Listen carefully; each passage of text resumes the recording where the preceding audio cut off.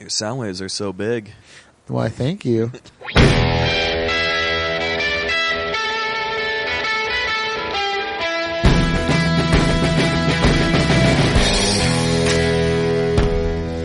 Hey, welcome to Motorbike Mondays, episode 11. This is Evan from Race Tech Electric. Brady from Seaweed and Gravel. And Jared from Seaweed and Gravel. I thought you were going to say San Diego. No, we're straight to the point. Yeah. It's a We're new men. big improvement. Yeah. Change guys. So, thanks for tuning in again to Motorbike Mondays. Hopefully you listened to episode 10 last week about cleaning up your triangles. So if you got dirty triangles, you should you should listen to that show because it'll help you out. So tonight we're talking about front end swaps. Hopefully this will give you some good info. Brady made all these detailed notes here that will definitely help us out. So we'll get to that in just a minute. But first, we're going to do... What's in the shop? I'm just gonna blow your guys' mind one day and just pick it up and say it before we even do. You think so? He'll Nope, still never gonna happen. Yeah. You can if you want to. No, I mean, it's fine. It's a cold day in hell when that happens. All right, well, I'm going to start. So in the shop... What the hell is in the shop right now? I have a 90-something, 98 XR 400 doing a new wiring harness, a modified Baja Designs dual sport kit on it. So that thing's almost wrapped up. Got most of it done today. I had a guy bring in that's like a 96 KTM EXC 400. I had built a custom one-off dual sport kit for it probably 6 months ago, and it's a cool bike. I did this thing from scratch and it actually turned out really, really nice.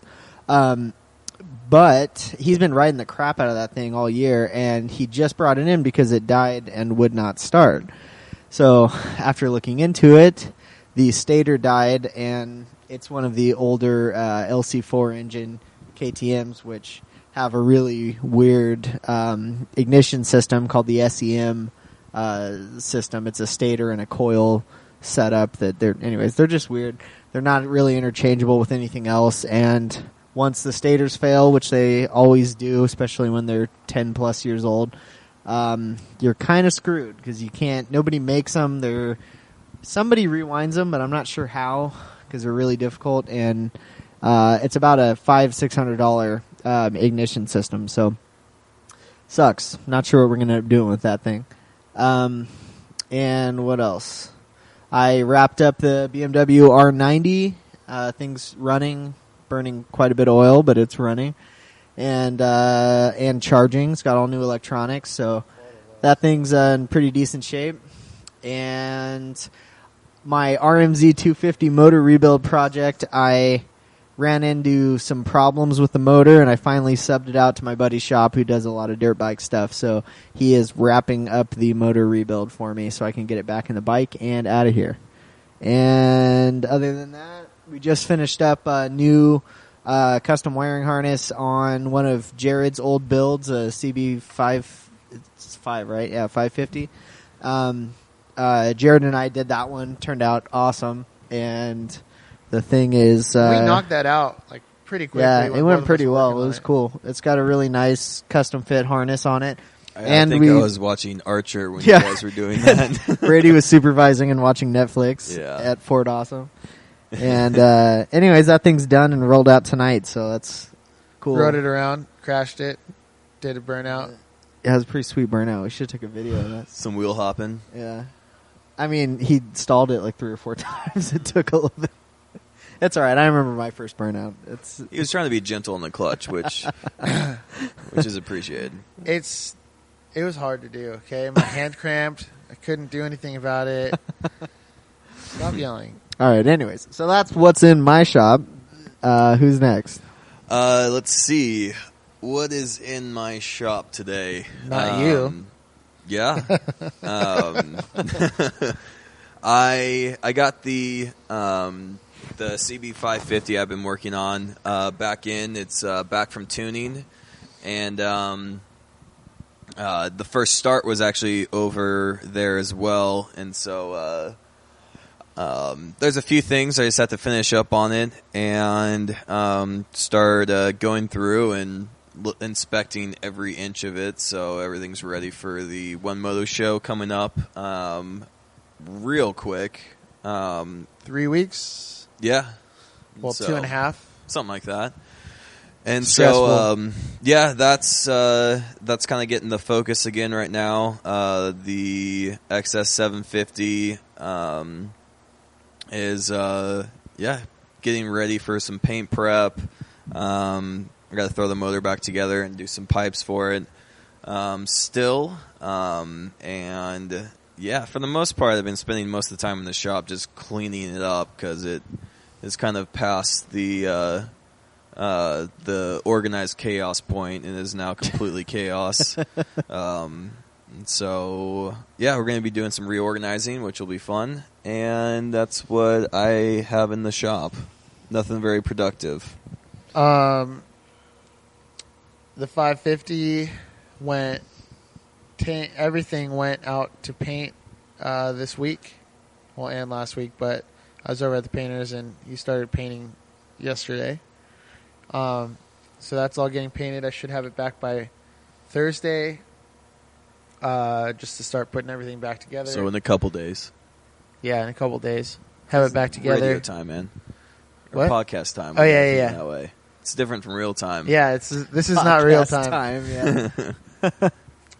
So yeah, I'll have it back in a couple days, and just start building the roller and getting it on the stand and getting everything back together. That makes us in the future right now. Yes, we are in the future. Yeah, we are in the future. I'll Podcasts are mark like a that. time machine. Actually, so by the time you hear this, it'll already be in a roller and on the stand. Next week. Yeah, next week. So, and then just getting everything together so I can get it over to tuning, and then get it back and do the final overhaul, and then load it up in a car, truck, van, what have you, and drive it to Portland. Did you figure out how you're getting it up there yet? Nope. No, not quite yet. It'll be... It's going to be really expensive to rent a vehicle, apparently, because mileage. Like, Yeah. if you stay in California, Arizona, and Nevada, it's unlimited mileage. But if you go outside of those states, then it's like Jeez. 150 And miles that's a day. like Well, who 2,000 told... miles or something. Do they have, like, trackers on them? I don't How know, would they but I know? guarantee you, like, if you rented a car in Northern California, it would be unlimited mileage from California, Oregon, and like Idaho or something like that. Like the three Yeah. closest states to Huh. that point. Mm-hmm. So, there could be some loophole. I have a friend that used to work at Enterprise, and she still has friends there. So, Well, if you just pay for gas, I'll ride the bike up there. okay, So Yeah. that should just solve the come problem. back. you gonna ride two at the same Destroyed. time, or I could try. We'll just duct tape them together. Anyways, okay. So that's what's in the shop. So what are we doing? Okay, so Yeah. we're talking about front end swaps. We're doing a new format now, by the way. We are going to read our comments and questions at the end of the show. Yeah, So that way we're going to try and you jump don't right have into our topic. You don't have to hear stuff you may not want to hear, and you can choose if you want to. you have a choice. Yeah. So, so like Evan said, we're going to be talking about the front end swap, primarily towards the inverted front ends off of like newer sport bikes, and it seems to be a pretty popular thing right now as far as. Have you ridden a bike, like a 70s bike with an inverted front end on it? Mhm. Yeah. Yeah, Is I've it- built a couple of them. How is it? I've never ridden one. Is it It's really awesome. a big improvement. Oh yeah, it definitely feels. It feels like it can actually handle. Imagine like how I'm so used to blown out fork Yeah. seals and like blown out. Well, no, springs even riding like new forks off of like say like an old 70s bike. Right. I've been completely gone through rebuild. It's you're only as good as that technology allows, and Imagine Right. how, like, looking at, like, a pit bull or, like, a bulldog, like, their front end is so, like, short and stocky and, like, looks really sturdy and stuff like that. Imagine that and then translate it into riding a bike. Like, it takes the wobbly front end, kind of like light front end. From Wait. So the Bulldog is the new front end? Yeah. Okay. Oh, Yeah, the Yeah, Bulldog you got- is the new front end. That's a terrible. No, analogy. It's could- kind of rough. because Wait, it's hang so- on. What would be the old front end then? Like a Labrador or or something. a dachshund. Yeah, So maybe. a Labrador is less stable than a Bulldog. I don't know. I don't like This Labradors. is the Well, shittiest pretty analogy. much. I mean, with new No, like, so yeah, the new front end is just like it just feels like stockier and like, but not heavy. Bulldog- like, it just Bulldog-ier. feels more like sturdy and comfortable, and I don't know. It's weird, like muscles. It makes you feel like you have muscles under you. I mean, I don't have muscles, so I'd like to try one. well, if anything, what it actually really does is don't listen to me. Turn it into a Bulldog, you mean? well, it dramatically improves handling, and just because of modern day valving and spring setup, and you have adjustability where you can actually fine tune it. And it's just better. Oh performing. yeah, actually set your rebound and Mhm. everything. Yeah, it's gonna make a huge Yeah, difference. and it's just better around. It is more of a firmer ride, but it's definitely main improvement. The immediate thing that you notice is it's very responsive. Plus, you can fit modern brakes. Yeah, like right? pit exactly. bulls, very responsive.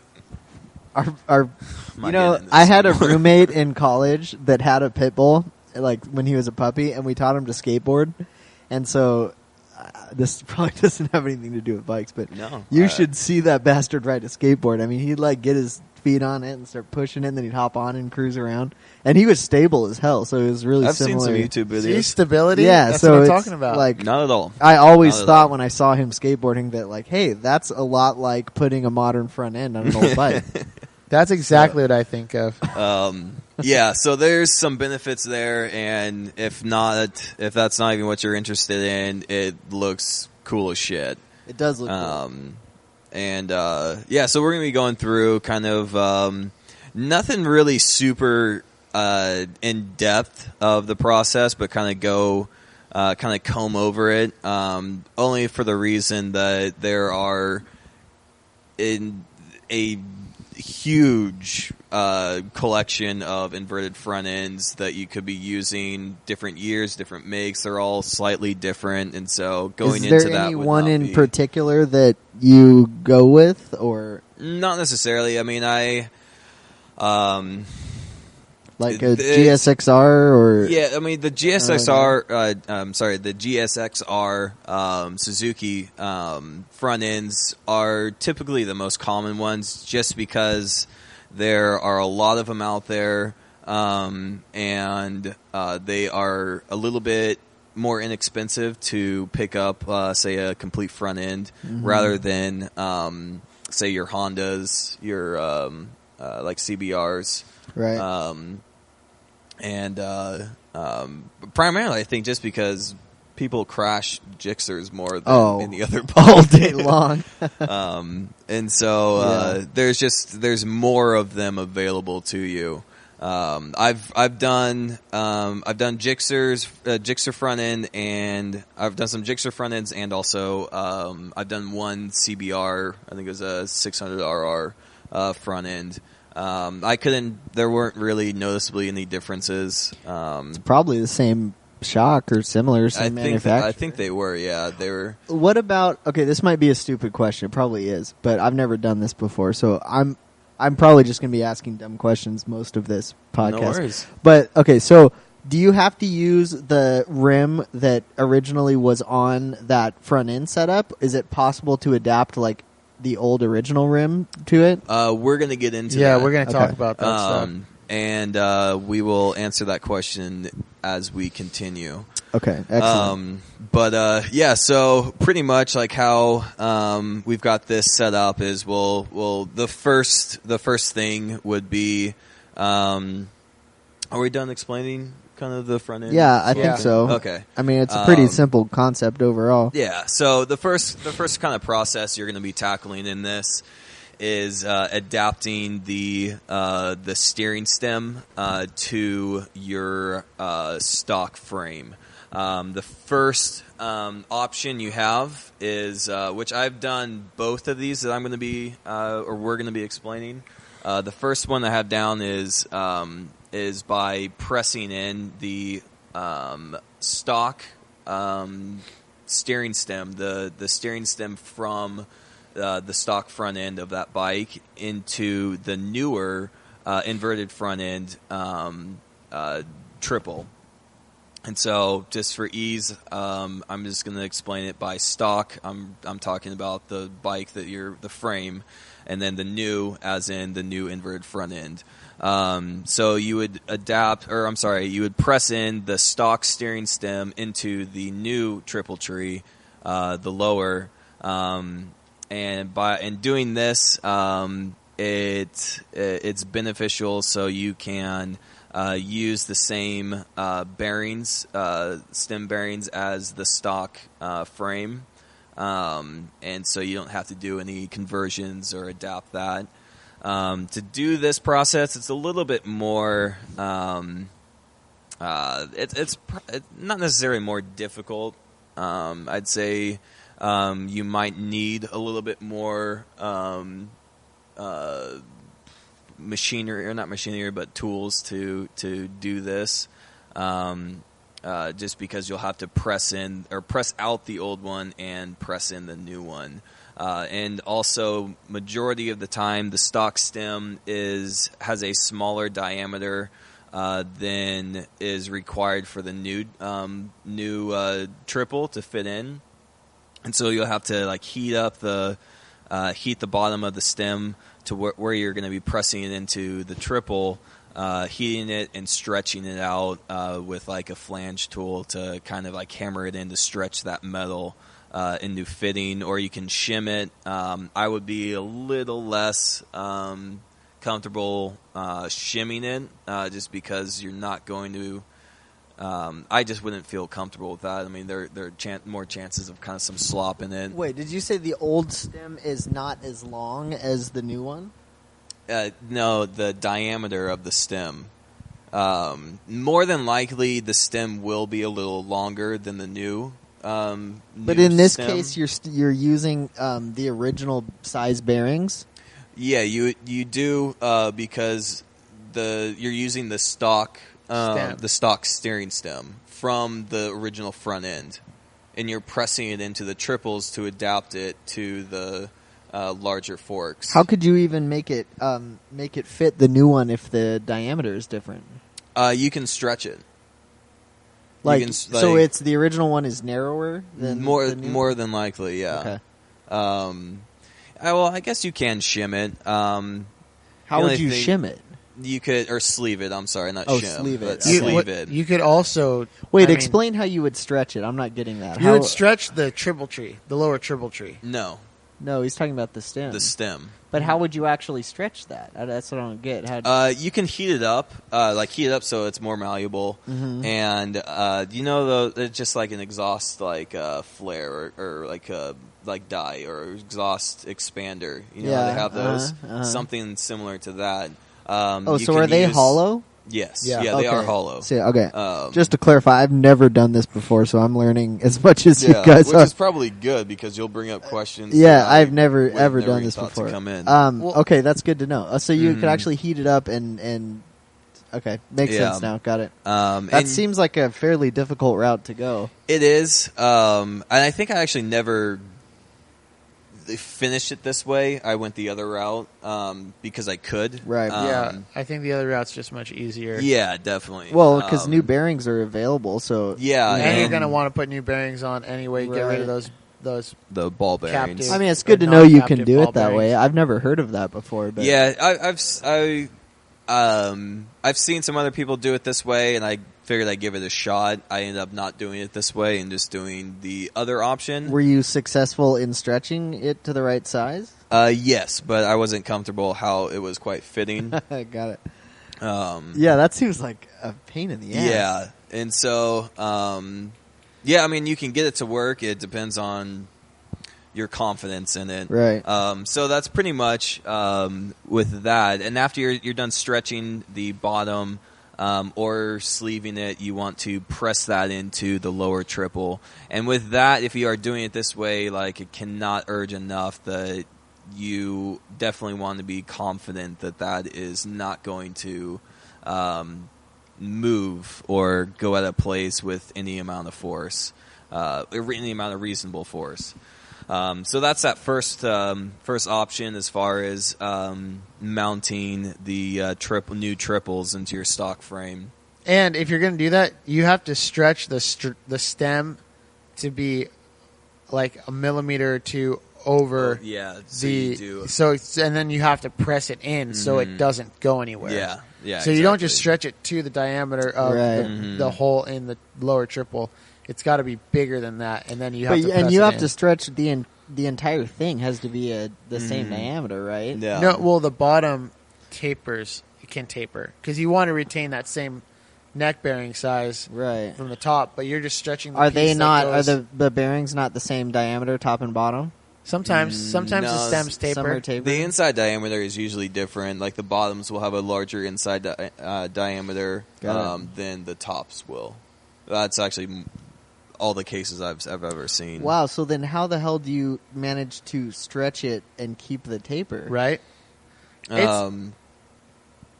It's kind of a pain in the ass, probably. Yeah. Is it hollow top and bottom? So once you have it's it all removed, hollow all the way through. Okay, got it. So you'd have to do each side separately, basically. Well, you won't need to do the top. Oh, you're right. Yeah, got it. You're just stretching the bottom to fit. Yeah. And with that process as well, chances are you'll have to sleeve the top as well to adapt to the top triple, right? And just so there's no play in that as well, and either sleeve it or sometimes you may have to machine it down to fit in there.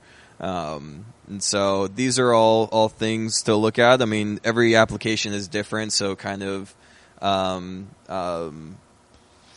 adapt this to what you're applying and see if it's going to work out best for you. If not, here is option 2.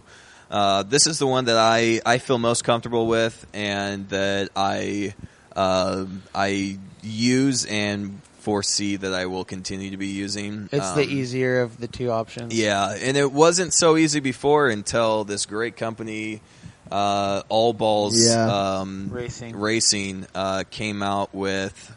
They have bearings for just about they have everything. bearings for just about everything, all different sizes, diameters, outside diameters, inside diameters. Plus, they have an awesome reference chart on their website, so you can, as long as you know the size, you can find. Well, what else they have? Well, not even that. They have it also broken down, which is probably Jared's going to be getting into. Is they have it broken down by, say, I have my bike is just for reference a 74. CB550, and I have a 96 Suzuki GSXR 750 front end that I want to adapt. Oh, no way. This. They have a cross-reference chart. So you just put in, your bike, you put in your front end. I got to look at that. That's and awesome. then it spits every combination out. Yeah, wow. And so what that does is it already has in its database the inside diameters for, say, that steering stem on the GSXR 750 front end that you have. So it keeps that inside diameter number and then refers that to the outside diameter of the race of the yoke on your stock frame. And so it will reference both of those and essentially give you a package of the right inside diameter to the right outside diameter for your application. So that'll do that for the top and bottom bearings. So definitely a great resource. Wow, that is we're looking amazing. It up now. Dude, they give you conversion options for like absolutely every everything. Possible front end you could find. Yeah, and what's great too is I believe also what they don't have on here is the lengths. Or I guess height of the or lengths of the steering stems, right? So that would definitely differ, or that would definitely be an option where this would be probably not your best choice. If you're, say, the application for your bike that your swap that you're doing, the new steering stem is much shorter than what the stock one was. You might run into some issues of actually mounting it and using the threads to actually hold it in place. So this is where, I mean, to start off, I mean, this being the easiest one, I would just take your triple off the new front end and kind of just mock it up and see what you actually have, what kind of tolerances you're playing with, and and so that is option 2. And also you want to make sure that the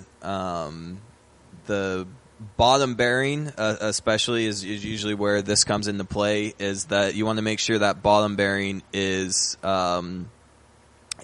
seated into the race and the yoke off the stock on the stock frame, and sometimes you may have to make a large washer or shim to put underneath the triple, or at the base of the triple around the stem, to push that bearing up, so it's seating properly, or underneath the race of the steering stem to make sure that make up the space and cinch up the tolerances of the bearings to be seated properly.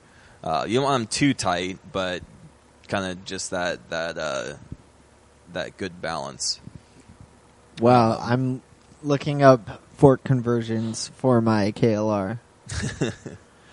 I talked to a guy that did that put inverted forks on the KLR. Said it was absolutely amazing. Oh yeah.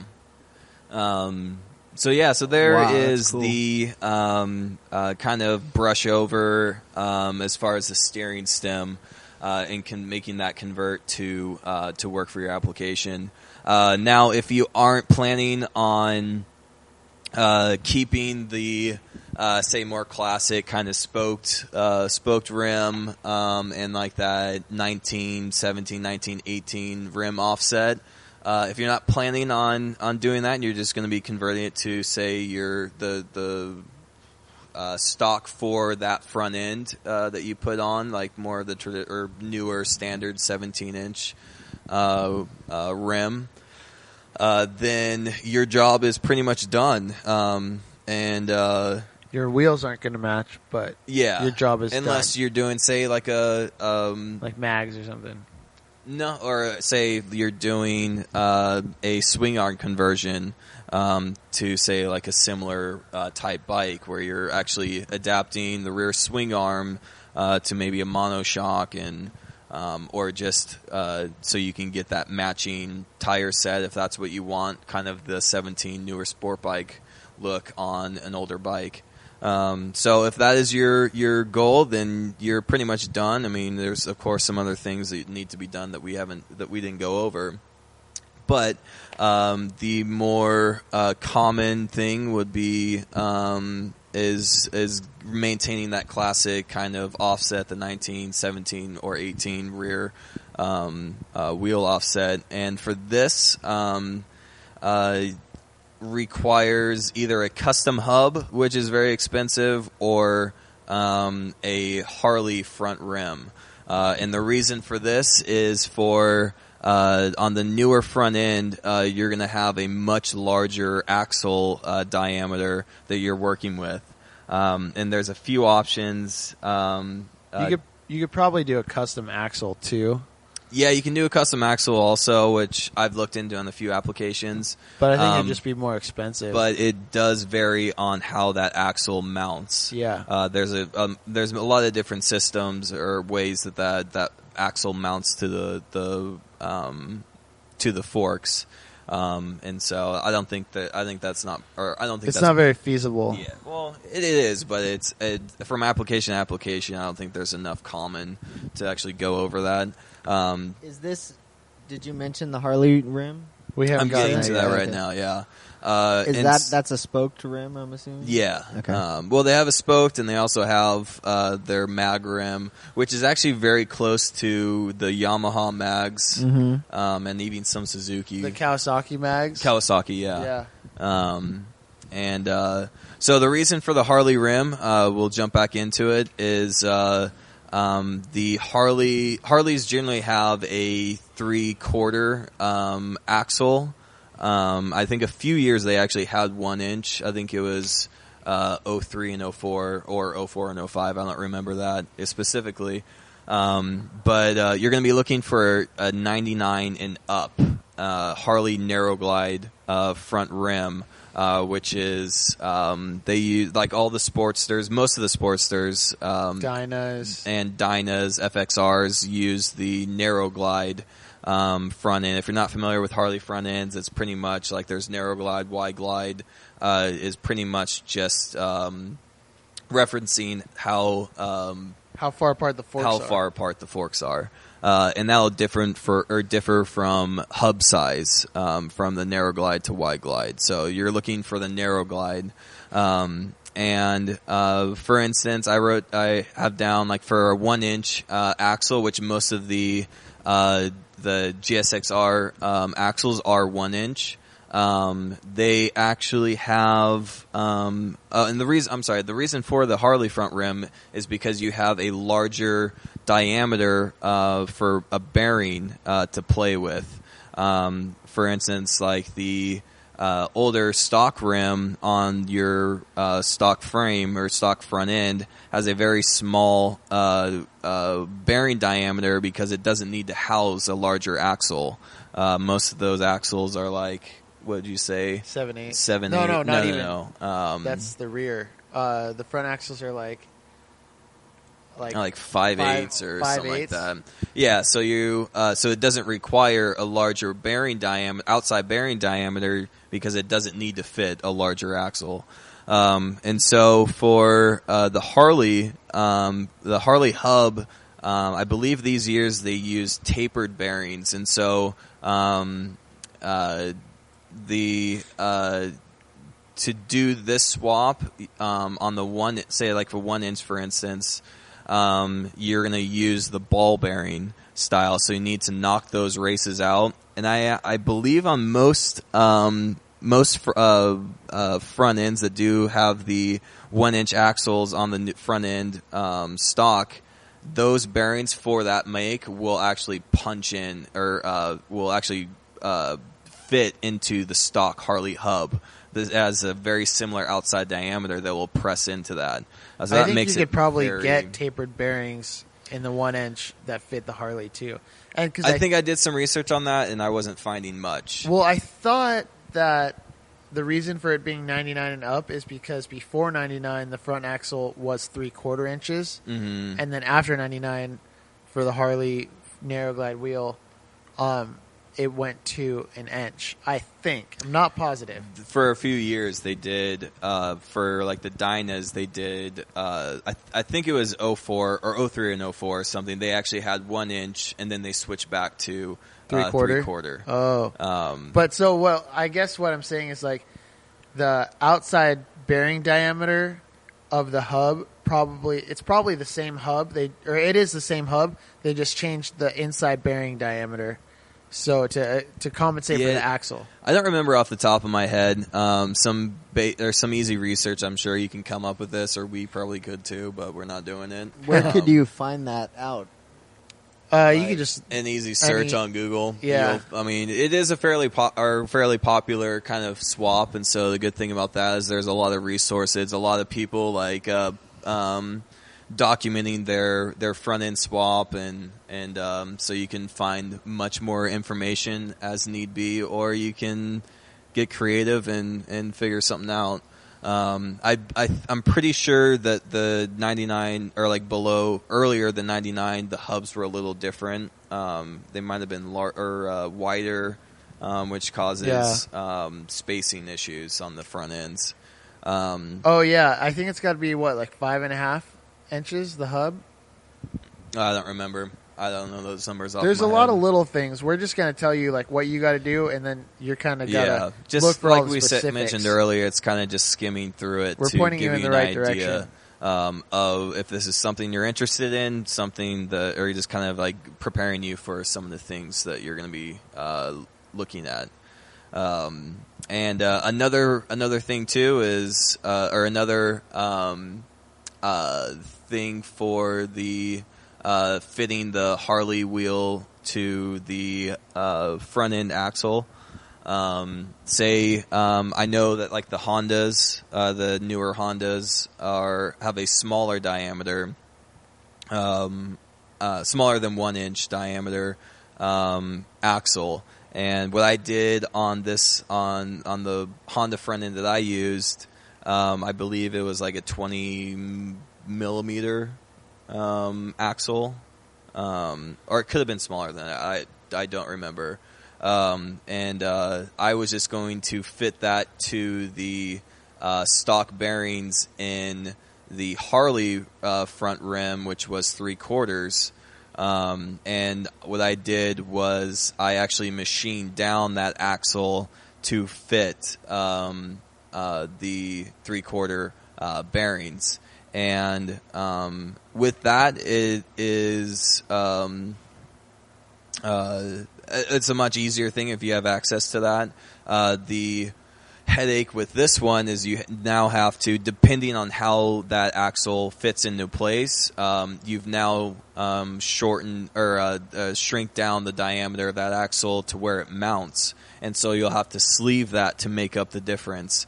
Since on this one it was a very small amount that we actually shaved off, we had to also machine and shave down and bore down a sleeve to make up that difference that we sleeved in between where it clamped into the forks and on the outside of the axle.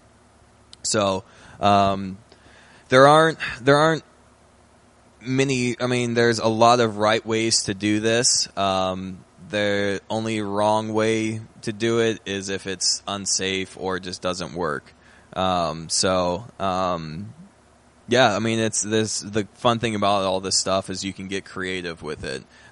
We can't stress enough, like, especially when you're dealing with important things like wheels and movement, you want to make sure that you are on a safe bike. So that is kind of a big basic go through as far as the rim swap. Do you have anything to add on that one? Or? No, you pretty much got it. I've never really done one of those before, so that was all you, man. But it sounded good to me. So the next kind of next chore that you're going to be looking at is fitting the rotors and fitting the rotors to the Harley front rim.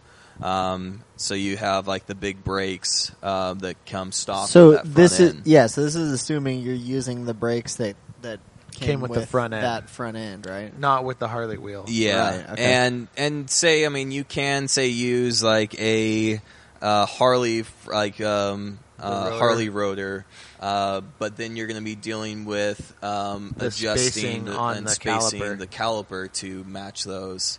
And so the main thing that you're going to be doing, or the main struggle with this, is finding the right offset to make sure that the rotor is centered into the caliper or calipers. One thing I didn't mention with the rim, when you're looking for a rim, when you hear like dual flange hub,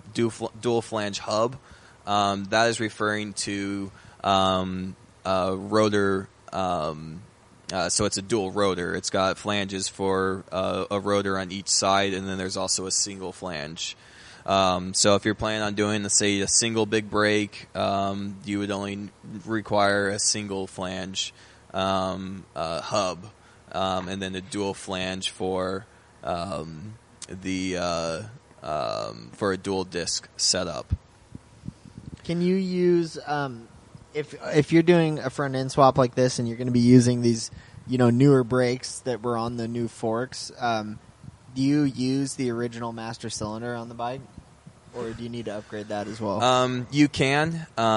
You recommend upgrading it? You just have to I make sure the recommend- bore is the same. Yeah. If it's or bigger. Yeah. You can't go small. It has to be at least the bore that was recommended for the bore front end. on the piston, you mean, in the master cylinder? The master cylinder, the bore of the master cylinder matches whatever bore the caliper is. So if you have a 5/8 bore master cylinder, somewhere on the caliper, it's going to say 5/8 bore or 5/8 or As whatever far it as- is. What? How much Well, pressure that they way, can build? yeah, that basically? way it's The displacement of the fluid. So it actually Yeah. forces enough pressure But to collapse the. What if you're going from pistons. a bike that had a single front disc, with a small master I've cylinder, used to the a same- bike with dual discs? That's not going to be able to flow enough for twice, for two calipers that are both bigger than the original. Right? Yeah, I've used I generally use the same master cylinder on most bikes, which are capable of I don't know the numbers. Well, on you them. got to think about it this way. Huh. Like, say you're just doing you have your regular front end and you're adding a second disc. Right. As long as they're both the same bore calipers, once the pressure is built up, it's going to push that same amount of fluid all the way around. So Yeah. Okay. like I've done that a couple different times. Same master cylinder, added a second brake on the front, Right. and it brakes fine. Yeah, but what I mean, you what I want think to- he's getting at too is you actually are using double the amount, or you need double the amount of fluid to actually have the same pressure. Right, but once the pressure's in the line, if you're pushing 5/8 here, or if you're pushing fluid here at that same force, if there's no air in there, it's all displacing the same. Yeah, But you're you'll doing need more. You're doing more work though. You're moving twice. All I know is that I've done this a couple times, and I haven't upgraded Yeah, anything. but a and lot it's of the worked. times too, like on the older bikes, they offered a single, and they also offered they used that same master cylinder. It for could be a Oh. bigger master It was cylinder. designed to be kind of We universal need as far as the a single mechanical dudes. engineer or a physicist or something to chime in on this and let us. But yeah, for when I've done. so I've far, done, our evidence is we did it and we didn't. It didn't break. So, so it must be okay. Science right there. But as far Trial and error. As far as I'm concerned, it's fine with me. yeah, and as far as I've done a front end conversion with a single big front disc and a dual front disc or Right. a big disc, and so on the duals I actually use the stock master cylinder from that front end, and then just made a smaller reservoir so it wasn't so Right. dumb. Yeah. Or at least so it wasn't so in your face. It was just a Yeah. little Those bit things more, are pretty big. kind of. Did you? Oh, never mind. You said you replaced it. I was gonna say if you used the original reservoir, did you make sure to put like a wristband around it? I think a wristband. You know what I'm talking about? Yeah, I get it. You know, like Like Oh, the like- scrunchies, yeah. like the Yeah, sweatbands. yeah, exactly. like the sweatbands around. Yeah, no, I didn't do that. It. You know why? Like what the point of that is? real It's like I know they do that like on race bikes, so it doesn't like spit out brake. If it's leaking, it doesn't spit out brake fluid on the track. Or But if doesn't it's go leaking, you on- shouldn't be racing with it in the first Things place. happen when you're going fast, man.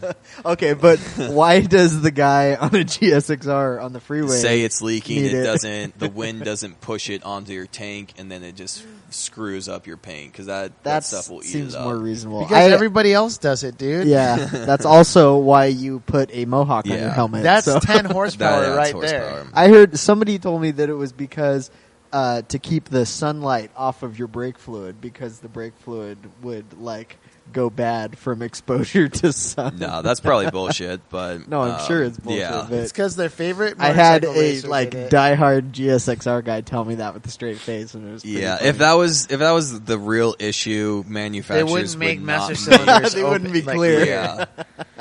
Fair enough. Okay, Um, I'm A little off topic. I was just wondering. Yeah, what was I finishing on that? And I've used a smaller master cylinder for a single disc, and it's had plenty of pressure to. You just have to make sure your bores are adequate. Yeah, do that, or if you don't want to or are not really too sure, give it a try. And if it's not building enough pressure, chances are I would try to. First investigate that. Make sure that master cylinder is working properly, and then make sure you have no air leaks anywhere in your banjo bolt connections. And then look into maybe a bigger bore on the piston for the master cylinder. So moving back into fitting rotors onto the Harley rim. On this, I've actually seen a few where I've just read up some people doing this swap before. And there are a few rotors with the right offset that actually that have the right offset to fit right into your the center of your brake calipers and work with the width of the rim to get that offset. I'm not sure which ones those are. You can do some research to find that out. I'll talk about actually fitting the rotors on the rim first. For this, the bolt pattern is going to be different on the hub of the rim than the actual mounting holes for the rotor or on the rotor. More than likely, there will be I believe Harley rotor mounts or the bolts. Their bolt pattern is 5 holes, and it's usually like 6 on the modern inverted front ends, which leaves you enough space in between to make your new 5 drill hole or your 5 holes for the Harley bolt pattern on there. And with this, I would definitely recommend making a template because you want these holes to be dead on. And don't use a hand drill. Use a drill press for these because you can get definitely more accurate holes in spaces where you want them. So what you want to do is make a template for this. Pretty much just do your I don't know if it's I don't have the template kind of right in front of me. It's going to be difficult to explain. It's something you can easily look up to make sure you're drilling the holes in the proper area and make sure everything is centered. So when you mount that, the rotor is perfectly centered onto the Harley hub. You could probably also just get like some tracing paper or some regular paper and make a stencil and then put it on top and cut the holes out and put it on top until you have everything completely lined up, especially if the inside of the rotor sits on the flange of the Harley hub. Which it won't. It won't? No. So do you need to get like a spacer made for that? Yeah, I was going to be getting to that as well. And I think they probably... I know that they make shoulders like that because I had one that I gave you that one time. That's a spacer for the offset. Oh, but that had a shoulder on it. That didn't it work? I think so. Yeah. I'm pretty sure it did. Yeah, I don't know. Yeah, but what he's talking about is the inside diameter of the rotor is chances are larger than the outside diameter. The outside diameter of the little flange that is on the hub or flare out that's on the hub. The rotor actually rests on to add more strength, take some stress off of just those bolt holes, and keeps it more centered. And so, definitely you want to, if you don't have proper machinery like a lathe or something to fab something like that up. Get your dimensions that you need, and a local machine shop will be able to spit that out for you relatively inexpensive, I'm sure. And so that's another thing to take into consideration. I would highly recommend doing that and not overlooking that, because that definitely plays a strong part in the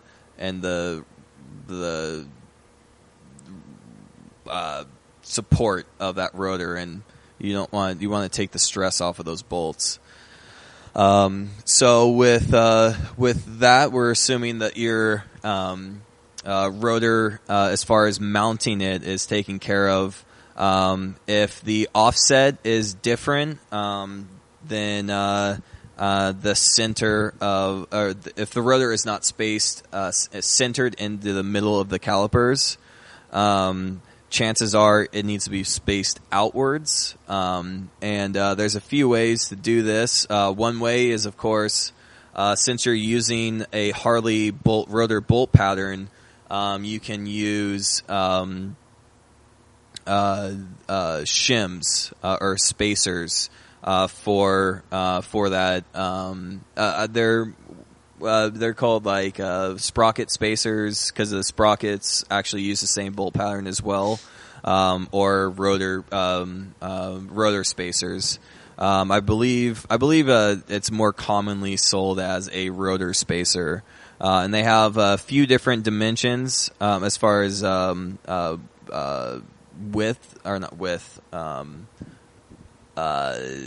thickness, and so you want to accumulate enough, or a single one that will actually space it out enough. With this, you just want to take your measurements. So there's that way. Another way, I've done that way a few times before, and another way for this as well. If you have enough offset, this is a much cleaner way that I actually really enjoy, and it's a more confident way I mount them. If there's enough room as far as like spacing between the hub and the rotor that you need to be spaced out to fit centered into the rotors, you can make a conversion plate essentially. And what that is not only does it tackle the offset needed to center the rotor, you can also make a conversion, a mounting conversion, to where the plate itself mounts to the stock Harley bolt pattern, and then another set of bolts or another set of mounting points that actually use the stock bolt pattern as the rotor itself. So this one's a little tricky. I mean, you definitely have to seat the bolts to the Harley hub into flush on the mount, so there's no interference there. But what you get is just a bolt-on one single piece that tackles all these jobs in one.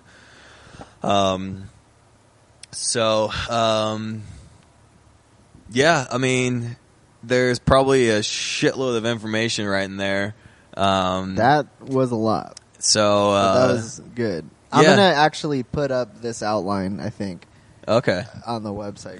This is pretty good details. But yeah, so pretty much what that covers is your main three issues and obstacles ahead of you when you're doing this job. Like I said, if you're running the stock rim on that front end, the hard part is you don't even have to get into the hard part. The steering stem is definitely, that conversion is the easy task on this.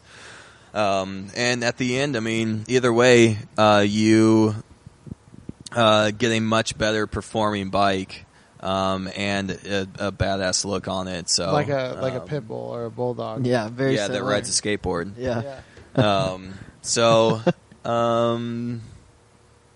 Yeah. Good luck. I think that pretty much covers it. Yeah, it's definitely something that can be done. It definitely will get your head scratching, or get you scratching your head quite a few times, which in the long run is all part of the fun. So let us know if you give it a shot. Yeah, and how it turns out. Well, that covers front end swaps by Brady Young. Jared and I didn't really help out a whole lot here, but well, at least I didn't. But anyways, good info there. So let us know if you give it a shot or you have questions.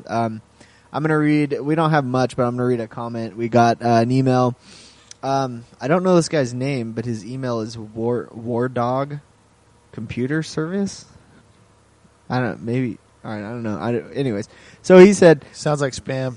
"Thanks." No, it's a real email. I think he said There's it's a pretty free- elaborate spam free, if it is. free plug He for said, him. "Thanks for the great show so far, guys. I discovered you a few days ago, and you've inspired me to get back at my 1982 KZ 750 H4 LTD. Sourcing a new carb float has proved daunting, but I'm going to check the sources you mentioned in your carb cleaning and earlier shows. I may end up fabricating something in the end, but I'm grateful to you all for the inspiration, as I had grown tired of messing with it." So Awesome. I thought that was cool. Yeah. It's pretty rad to inspire somebody to do some work on the bike. So Yeah, and that's pretty much been like a main drive for us too. Is with starting this is to encourage people to get out and do it. yeah, just And- get started. Yeah.